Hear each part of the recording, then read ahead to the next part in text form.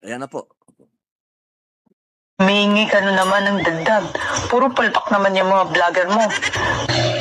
Pasensya na, madam. Ginagawa naman po namin lahat yung mga script na pino-forward sa amin eh. Sinunod naman po namin. Puro nga kayo palpak eh. Puro kayo hingi ng budget, wala naman nangyayari. Ilan ba hawak mo na class A? Wala po akong hawak na class A. Puro class D lang po. 20 na troll. Sino yan?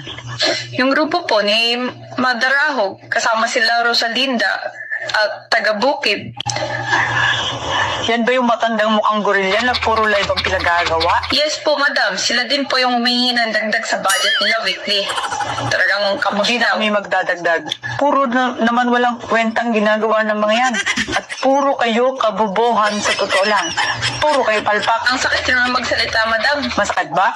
O masakit na ang bulsa? Sa totoo lang, nag-aabono na nga ako sa Wala sarili akong kong pera. Dahil sa kahingi nito si Madarahog. Wala akong pakialam at problema mo yan. Napakabobo ng mga kinuha mo. Ay, nagsasawa na rin po ako, madam. Ganito na lang. I resign.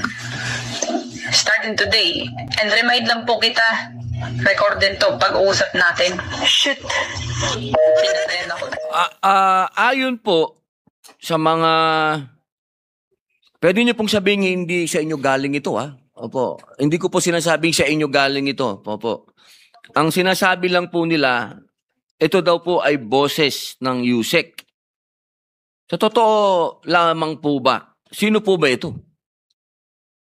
I have no idea. I was about to ask you, Opo. who is it supposed to be? Can you please state on the record? Ang sabi po nila, ito daw po ay voice recording ni USEC Claire Castro. Na daw siya po ay may kausap ng mga vlogger.